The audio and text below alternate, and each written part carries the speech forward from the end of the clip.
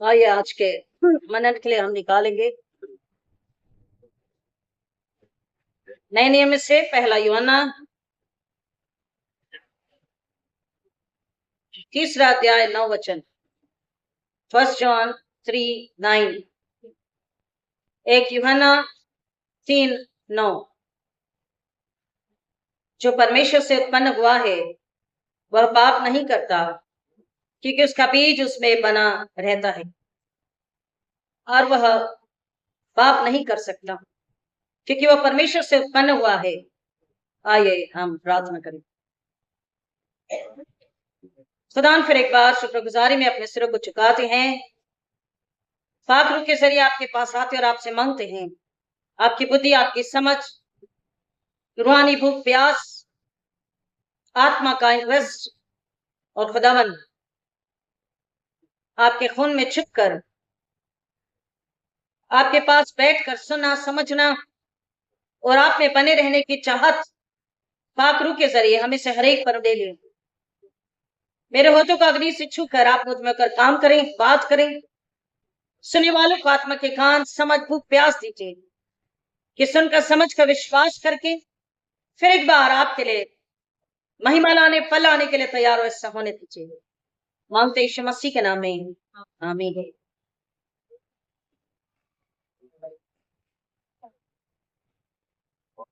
हम सभी जानते हैं कि लास्ट वीक 7 जनवरी हमने क्या मनाया? Methodist church in India MCI day को हमने मनाया।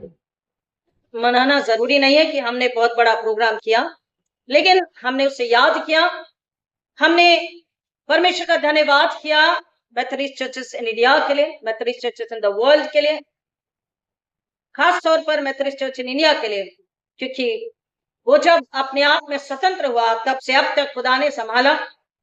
और खास तौर पर लेट रेवरेंड जॉन वेस्ली के लिए, जो मेथोडिस्ट के फाउंडर है, जिन्होंने परमेश्वर की अगुवाई में वचन के जरिए अगुवाई को पाकर बहुत सारे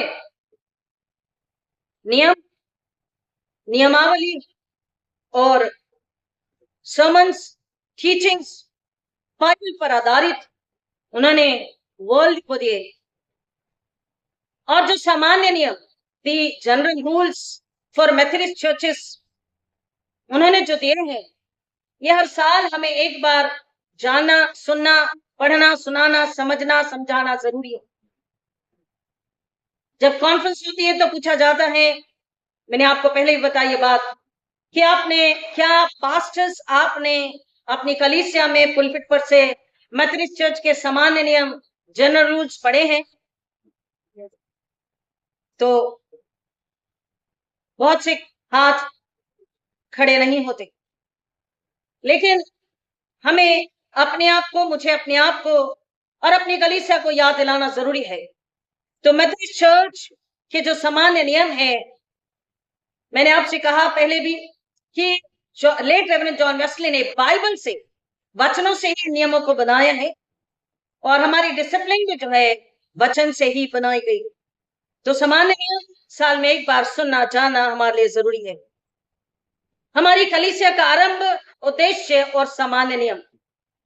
1939 ईस्वी के अंत में 8-10 मनुष्य जो कि अपने पापों से भलीभांति सचेत हो गए थे और जो हृदय और प्राण से अपनी मुक्ति के खोजी थे, पादरी वेस्ली साहब के पास आई और यह विनती की कि आप हमारे साथ प्रार्थना मांगे और हमें ऐसी शिक्षा और उपदेश दे कि हम उस आने वाले क्रोध से जो कि हमारे सिरों पर उतरना चाहता है, छुटकारा पावे।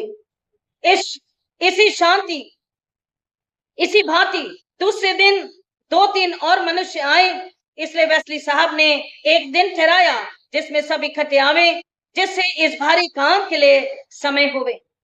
उस समय से वे अठवारे, यानी कि वंस इन अ वीक, अठवारे अर्थात प्रत्येक बृहस्पतिवार, गुरुवार को शाम में इकट्ठे हुआ करते। और वेस्ली साहब ने उन्हें और दूसरों को जो उनके साथ मिलना चाहते थे, क्योंकि उनकी गिनती 10 प्रतिदिन बढ़ती जाती थी, ऐसे सलाह और उपदेश जो कि उनके लिए लाभदायक थे समझा दिया करते थे।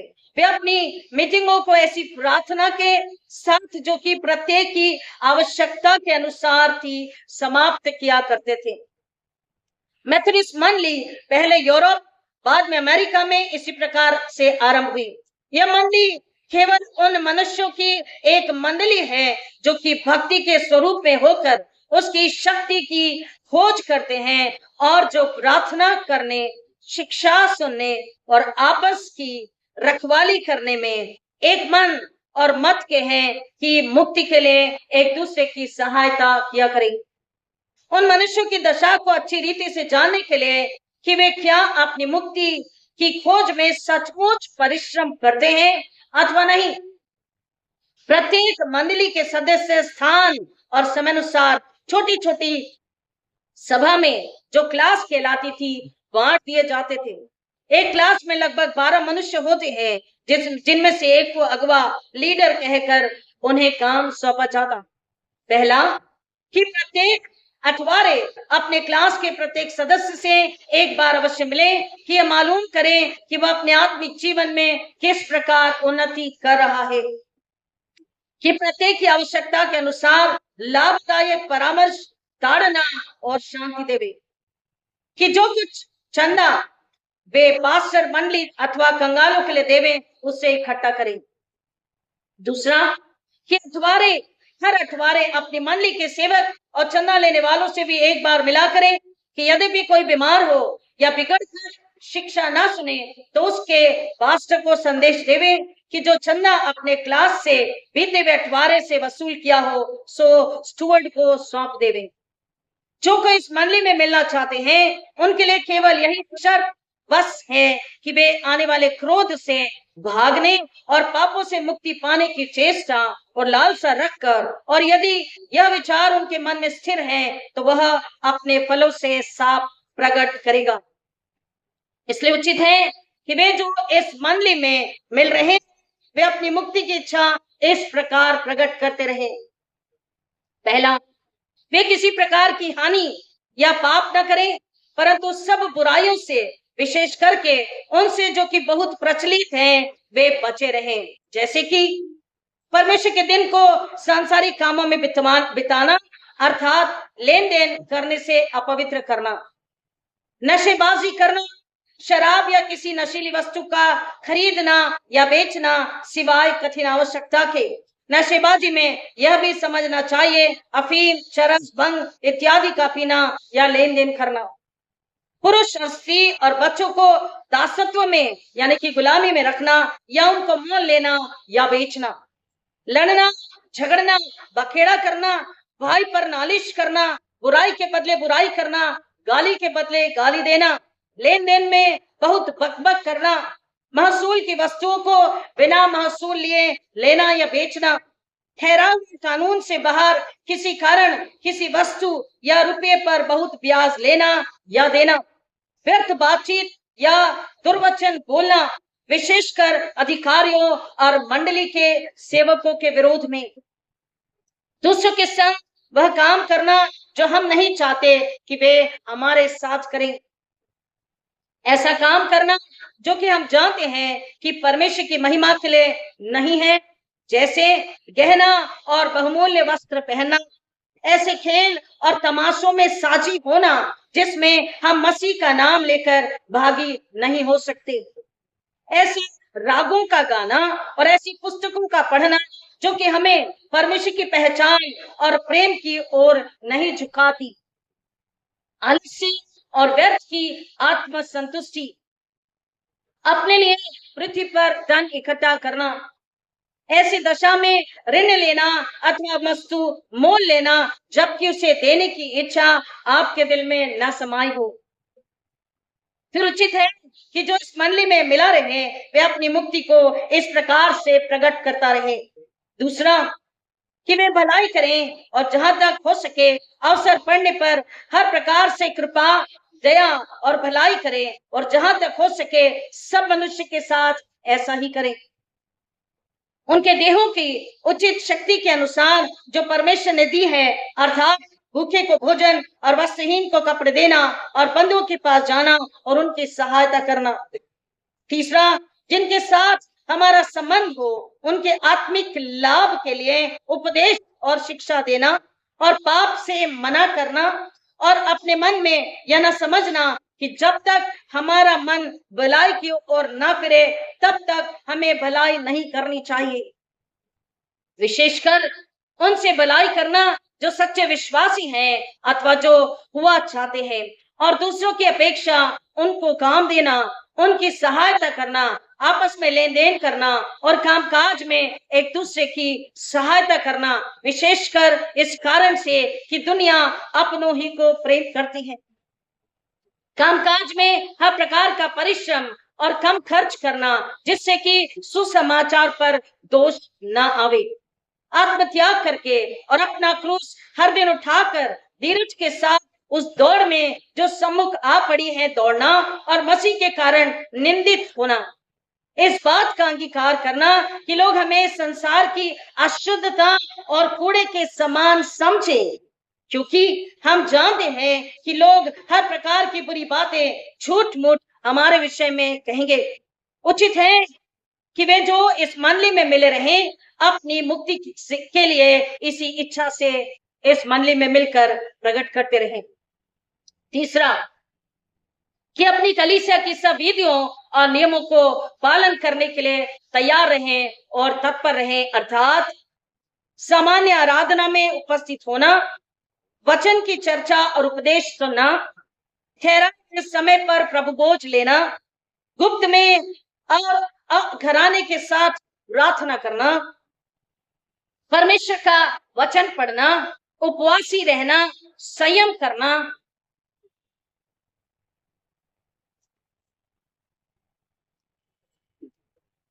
ये सब कुछ मंडली में जो मसीह मंडली में मेथोडिस्ट में शामिल होना चाहते थे उनके लिए नियम बताए गए।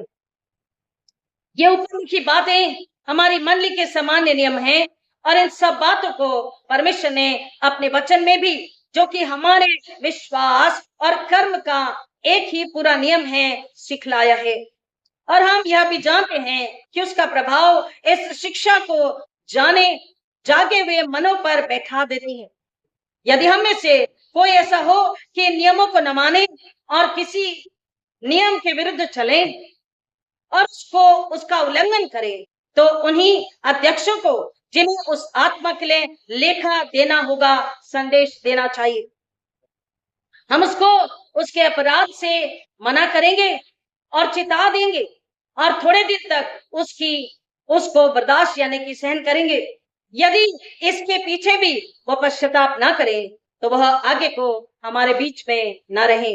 हमने उनके संबंध में अपना कर्तव्य पूरा किया है। ये मेथोडिस्ट चर्च इन इंडिया के वर्ल्ड के जनरल रूल्स यानी कि सामान्य नियम है जो हर साल हमें पढ़ना, सुनना, सुनाना जरूरी है। इस पर चिंतन मनन करना और इसमें बने रहना हमारे लिए जरूरी है अगर हम अपने आप को मेथोडिस्ट कलीसिया के लोग कहते हैं। और इसी के साथ आगे बढ़ते हुए जॉन वेस्ली ने उनके कई सारे सरमन उन्होंने दिए, कई सारी किताबें लिखी, लेकिन कुछ तो बहुत ही फेमस, बहुत ही प्रचलित जो सरमन है उनमें से एक आज हम सुनेंगे। जो वचन को हमने पढ़ा 1 जॉन 3:9, पहला यूहन्ना 3:9, जो परमेश्वर से उत्पन्न हुआ है वह पाप नहीं करता क्योंकि उसका बीज उसमें बना रहता है। किसका? परमेश्वर का, यीशु मसीह बीज। और वह पाप नहीं कर सकता क्योंकि वह परमेश्वर से उत्पन्न हुआ है। लेकिन जॉन वेस्ली कहते हैं कि सबसे पहले तो मैं आपको बता दूं कि उनका जन्म और उनकी मृत्यु कब हुई। 17 जून 1703 में उनका जन्म हुआ और 2 मार्च 1791 में उनका देहांत हुआ। उनकी मुख्य शिक्षा हर सरमन में एक ही बात होती, उद्धार, नजात, मोक्ष, साल्वेशन, मुक्ति। Salvation and the relationship between grace, faith and holiness of heart and life. salvation and the relationship between grace, faith and holiness of heart and life. मनुष्य के हृदय और जीवन का परमेश्वर के अनुग्रह पर विश्वास, दृढ़ विश्वास करते हुए अपने उद्धार की ओर बढ़ना, अपने उद्धार में बने रहना। अगर मनुष्य का हृदय पवित्रता और विश्वास में नहीं है तो उसके अनुग्रह से वो बार बार दूर जा सकता है, क्योंकि विश्वासी जन मसीह से अलग नहीं हो सकता और उससे नहीं होना है।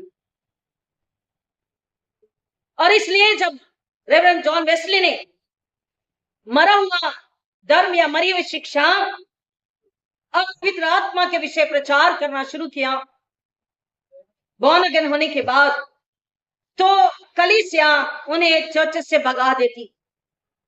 बार हर चर्च से उन्हें भगाया जाता, क्योंकि वो अडल्ट्री, आइडोलेट्री के खिलाफ जो बाइबल कहती है बता दे और पवित्र आत्मा के जरिए जीवन को बता दे। और बहुत से चर्च से उन्हें निकाला गया, लेकिन वो रुके नहीं। वो गांव के इंटीरियर भागों में, जहां पर कोई नहीं पहुंचा, ऐसी जगह पे जाकर वो यीशु मसीह का सुसमाचार प्रचार सुनाते। रेवरेंड जॉन वेस्ली 1 यूहन्ना 3:9 पर आधारित ये पूरा तीसरा अध्याय उसी पर है। 3:9 पर आधारित वो कहते हैं कि जस्टिफिकेशन एंड रीजनरेशन। जस्टिफिकेशन क्या है? वो कहते हैं कि हम मानव जाति अपने अपराध और अपने पाप से मुक्त और आजाद किए गए। किसमें? प्रभु यीशु मसीह में, प्रभु यीशु मसीह के लहू के जरिए। अपना गिल्ट, अपना पाप मनुष्य के अंदर से परमेश्वर ने मसीह के जरिए उसे क्लीन स्लेट बनाते हुए, उसको साफ करते हुए, उसको पोंछते हुए, अपनी पीठ के पीछे फेंकते हुए उसे जस्टिफाई किया। क्योंकि मनुष्य अपने आप से अपने उद्धार के लिए माफी नहीं कमा सकता था। उसकी कुर्बानी भेड़ों बकरों की, पंडुकों कबूतरों की कुर्बानी इनफ नहीं थी। पवित्र चाहिए था अपवित्र को धोने, अपवित्र को नया बनाने के लिए। और इसलिए मसीह यीशु में हमारे अपराध, पाप, गुनाह मुआफ किए गए, परमेश्वर की पीठ के पीछे फेंके गए।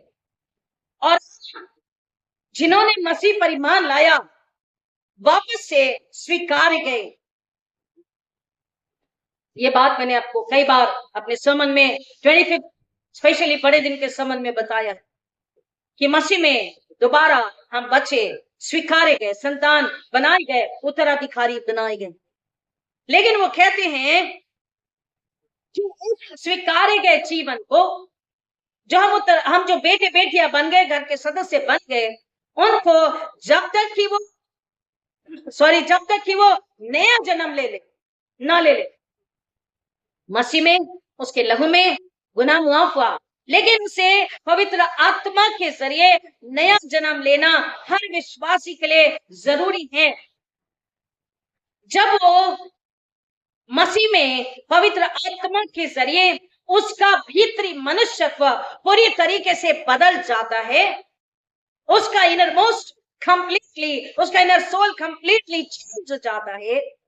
वो मसीह में जब एक हो जाता है तो कहता है उसका वो नया जन्म अपने विश्वास के जरिए परमेश्वर को, खुदा को मसीह में पवित्र आत्मा के जरिए देखता है, सुनता है, समझता है, महसूस करता है, उसका स्वाद लेता है और उसके उद्धार, उसके बचाने वाले उपस्थिति में हमेशा चलता है, हमेशा बना रहता है और अपनी आत्मिक उन्नति में बढ़कर, अपनी रूहानी ग्रोथ में बढ़कर वो परमेश्वर के आत्मीयता को, परमेश्वर के ज्ञान को, परमेश्वर की समझ को अपने अंदर बना रख करके हर दिन उस रूहानी के जरिए, आत्मिक के जरिए वो परमेश्वर में आत्मिक रूप से सांसें लेता है।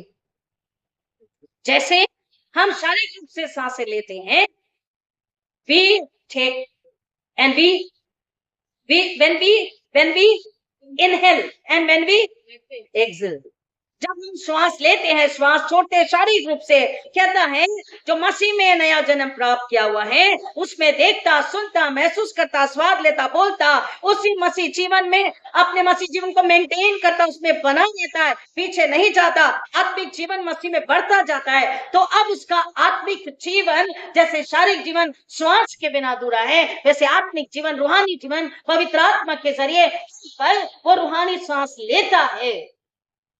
और मसीह में जब वो उसे छोड़ता है उस आत्मिक श्वास के जरिए, तो वो क्या आराधना, भक्ति, उसकी खिदमत, उसकी सेवा पूरी पवित्रता के साथ, पूरी आज्ञाकारिता के साथ, पूरी शुद्धता के साथ, पूरी विश्वसनीयता के साथ, पूरी नम्रता के साथ और पूरे सैंक्टिफिकेशन के साथ। And exhaling back to him our worships, devotion, services of humility, obedience, purity, faithfulness and holiness. जब मनुष्य सांस लेता है तो ऑक्सीजन को लेता है, राइट, ऑक्सीजन, और क्या छोड़ता है? कार्बन डाइऑक्साइड, जो हमारे लिए जरूरी नहीं है।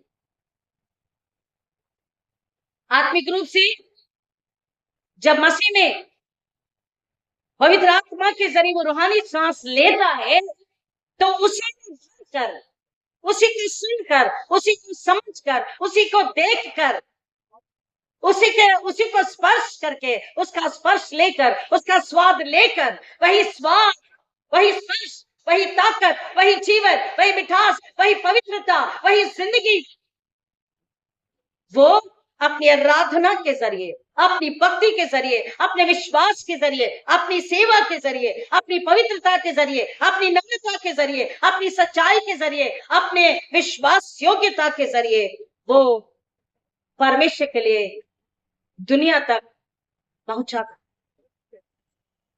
और वो कहते हैं, in fact John Wesley wants every Christian believer, वो हर एक विश्वासी को इस बात के लिए सावधान करते हैं कि हमको हर पल हर क्षण मसीह यीशु में अपने मसीह जीवन की चाल को, हर पल को मसीह के साथ जिंदा बना करके रखना है।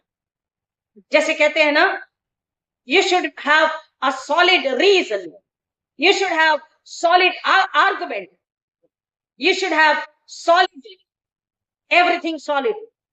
वैसे ही वो कह रहे हैं अनबिलीवर, मसीह में जो नया जन्मा मसीह है, विश्वासी जन है, वो he or she should, or the congregation should maintain a solid walk with Christ. सुबह उठकर जॉगिंग करते हैं, कहां पर? जहां पर बहुत गाड़ियां चल रही है, पोल्यूशन है, वहां कहां पर? Fresh air. वही वो कह रहा, सॉलिड वॉक। वो हमारी जो जॉगिंग है मॉर्निंग की, मॉर्निंग वॉक पूरी नहीं होगी फ्रेश एयर में अगर नहीं होगी। तो अगर हम इस तरह से, जहां पर गाड़ियां चल रही हैं, पोल्यूशन है, हमारा वॉक कोई किसी काम का नहीं। वो कह रहे हैं अपनी मसीहत की जिंदगी का वॉक, यानी जीवन का जीना, गतिविधियां करना, प्रोग्राम्स करना, एक्टिविटीज करना, whatever we do, worship, आराधना, एनीथिंग एंड एवरीथिंग, घर में, चर्च में, समाज में, लोगों के बीच में, अकेले में, अभी हमने सुना गुप्त में, और पारिवारिक प्रार्थना, सामान्य नियम में। तो कहता है जब तक कि सॉलिड वॉक क्राइस्ट के साथ नहीं है, मसीह के साथ चलना। अब्राहम को बोला तू मेरी उपस्थिति में चल और सिद्ध होता जा। वैसे ही वो कह रहे हैं कि मसीह के साथ अगर हमारी मसीहत की चाल है, वॉक है, एवरीडे हमारी सोच, समझ, चाहत, प्रार्थना, आराधना, ड्यूटी, बिजनेस, लेन देन, रिश्ता, धन्यवाद, स्तुति, आराधना, प्रार्थना, praise and worship, sermon, prayer, everything, सब कुछ मसीह के साथ, मसीह में, मसीह की महिमा के लिए है। तो उस मसीह को मदद करता है कि वो बुराई से अपने आप को बचा के रख सके, बुराई को हरा सके। Reverend John Wesley wants to maintain a solid walk with Christ which will help a believer to resist from evil desires. बुरी इच्छा से, बुरी लालसा से, पाप से, अधर्म से, वो सॉलिड वॉक मसीह के साथ, मसीह में बने रहना हमें बचाती है, सुरक्षित रखती है, सुरक्षित रहने में मदद करती है, बुराई को हराने में ताकत, बल, कुव्वत देती है, हमारी सहायता करती है। क्यों? क्योंकि वो आगे कहते हैं, because God continues to act upon a soul which reacts upon God. क्यों? क्योंकि परमेश्वर उसी आत्मा पर काम करते हैं जो परमेश्वर को सुनकर रिएक्ट करती। प्रतिक्रिया, रिएक्ट का मतलब प्रतिक्रिया। हमको किसी ने ठीक से विश नहीं किया, हम रिएक्ट करते हैं। हमें कई दिन कॉल नहीं किया, हम रिएक्ट करते हैं। कई सारी बातों में बहुत जल्दी करते हैं और कई बार अपना ही नुकसान कर बैठते हैं। लेकिन वचन कहता है कि हम परमेश्वर के वचन, मसीह को पवित्र आत्मा के जरिए सुनकर अगर हम रिएक्ट करते हैं, जब हम अभी वचन को सुन रहे हैं, वो कह रहे हैं कि जो मसीह से जन्मा, जो मसीह से उत्पन्न हुआ, जो मसीह में है, वो पाप नहीं करता, क्योंकि उसमें बीज बना रहता। परमेश्वर का बीज कौन है? मसीह उद्धार करता उसके अंदर है। तो सुनते हैं तो कलाम कह रहा है कि हम अगर रिएक्ट करते हैं, हालेलुया, आमीन, आमीन, उसे सुनकर जब हम रिएक्ट करते हैं, हाँ लॉर्ड, हाँ जीसस, हाँ खुदावन, हमने तो अनाज्ञाकारिता करी, हमने तो पाप किया, हमने तो अधर्म किया, ये रिएक्शन तुरंत अगर हमारी आत्मा का होता है तो परमेश्वर हमारी आत्मा पर क्या करते हैं? काम करते, एक्ट करते, उसे धोना, उसे मांझना, उसे नया बनाना और उसे नए से अपने आप से भर देना और उसे अपने जलाल के लिए काम में लगा देना, अपने लिए इस्तेमाल करना। इसलिए वो कह रहे हैं, until you have solid walk with Christ, मसीह के साथ अगर नहीं है तो ठनठनाता हुआ पीतल और झंझनाती हुई मसीह नहीं है, तो हम we never existed। अगर मसीह नहीं है तो हमारा अस्तित्व नहीं है, मसीह के बिना सिर्फ जिंदा है, सिर्फ जिंदा है, कोई जीवन नहीं है। जिंदगी इबादत करे वो उसके पास तक नहीं जाएगी जब तक कि मसीह के साथ नहीं है। और इसलिए कह रहा है कि मसीह के साथ जब है तो वो बुराई से, इस संसार की, शरीर की बुराई से वो हमें ओवरकम करने, उसे हराने के लिए मदद करती है और हमें मसीह में बढ़ने के लिए सहायता करती है, क्योंकि उस वक्त खुद खुदा हम पर काम करते होते हैं, हमारी मदद करते होते। और आगे वो कहते हैं, मसीह जीवन में सुरक्षा, Christian protection is when inward sin is overcome। मसीह सुरक्षा कब है? इनवर्ड प्रोटेक्शन, हमारी आंतरिक सुरक्षा, वो कह रहे हैं हमारी आत्मा की, मसीह जीवन की सुरक्षा तब है जब हमने पाप को हरा दिया है, when we have overcome sin। और सिन को ओवरकम करने हमारा दिमाग, हमारा शरीर, हमारा मोबाइल, हमारी तकनीकी ज्ञान, हमारी ताकत, हमारा पैसा, हमारा रिश्ता, हमारी अप्रोच, हमें बहुत लोग जानते हैं, हमारे पास बहुत लोग हैं, ये कोई भी बचा पाएंगे नहीं। वचन क्या कहता है? जब मसीह है, वो बीज है, तो ही हम पाप को हरा पाएंगे। Then only we can overcome the sin। Christian protection is when inward sin is overcome। भीतरी पाप, आत्मा का पाप, इसलिए कहता मन के नहीं हो जाने से।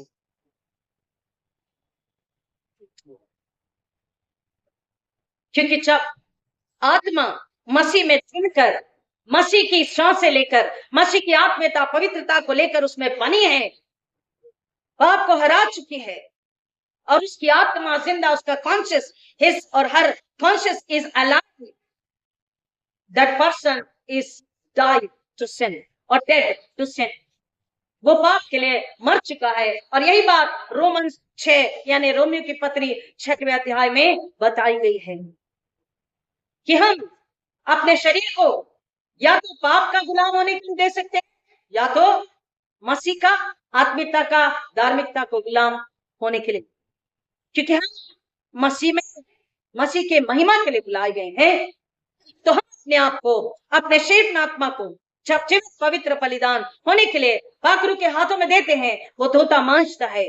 क्योंकि जब हम रिएक्ट करते हैं मसीह को सुनकर, तो वो हमें करता, हमें काम करता है, हमें धो मांज के नया बनाता है, हमें अपने आप से भर देता है और हमको हर प्रकार के शारीरिक, मानसिक, भौतिक, आर्थिक और आत्मिक पापों से रोक लेता है और दूसरों को भी रोकने के लिए हमें मदद करता है।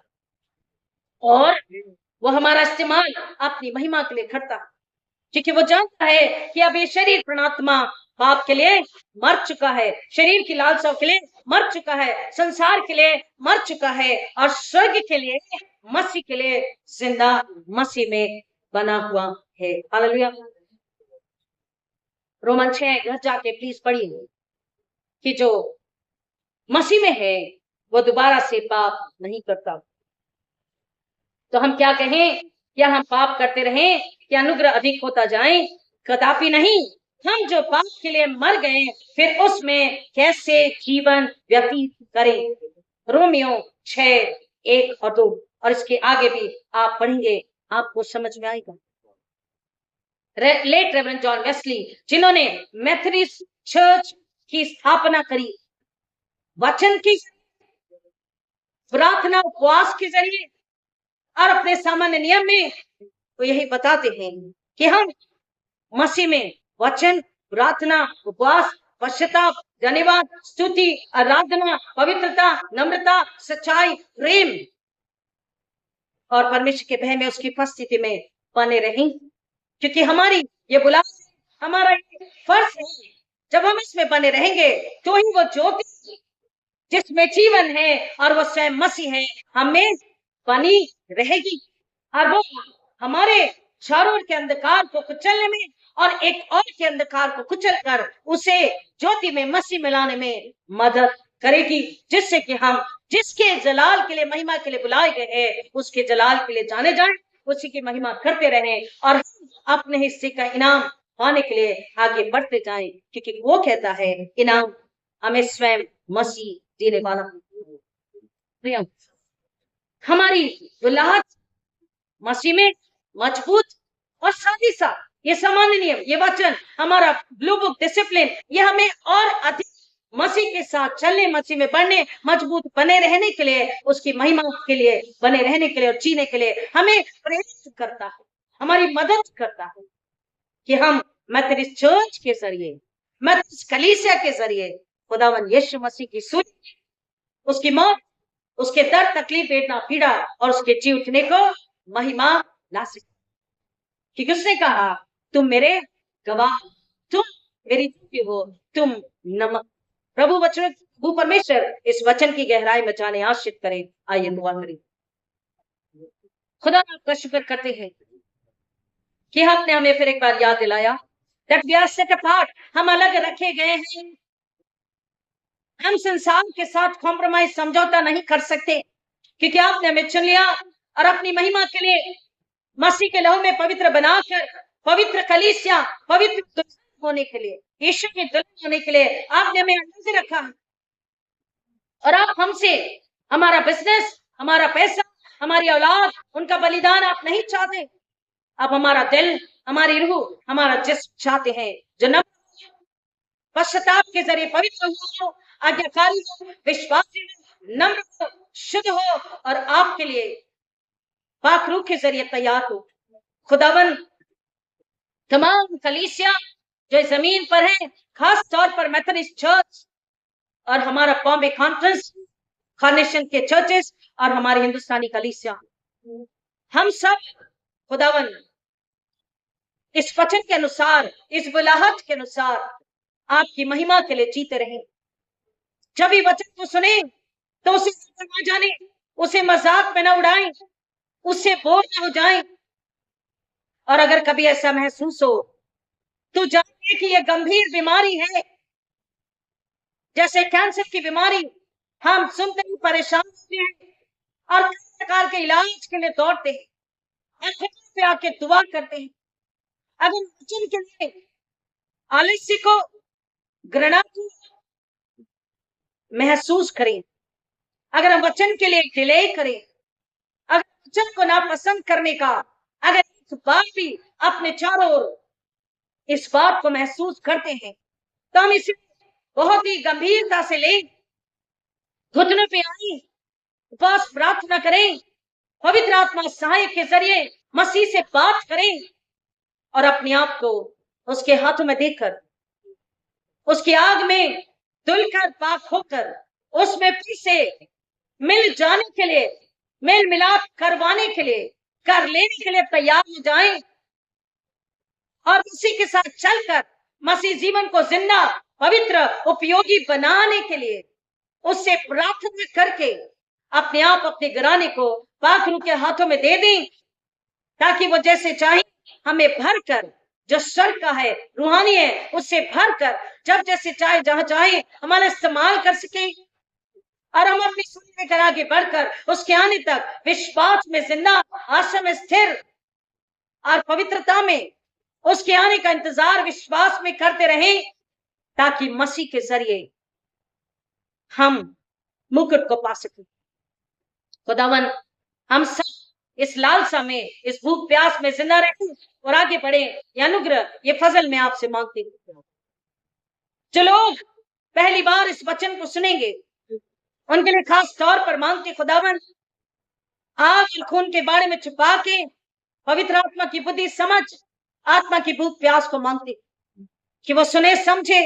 जो भटक या विश्वास के पीछे चले गए किसी वजह से, वो सुने समझे, स्वीकारे, विश्वास करें और अपने जीवन आत्मा को बचा लें और अपने जरिए दूसरों को बचाएं, फल लाएं और यीशु मसीह के लिए महिमा लाएं। ऐसा होने दीजिए। सारी महिमा आदर आपको देते हैं, उद्धारकर्ता प्रभु यीशु मसीह के नाम में मांगते हैं। विनती सुनिए, दया से ग्रहण कीजिए। आमीन। और अब हमारे पुनरुत्थित प्रभु यीशु मसीह का अनुग्रह, परमेश्वर पिता का प्रेम, पवित्र आत्मा की संगति और शांति आप सबों के साथ, खास तौर पे जो पहली बार सुनेंगे उनके साथ अब आजकल खुदा यीशु के दोबारा आने तक हमेशा हमेशा बनी रहे। आमीन। आमीन। God bless you.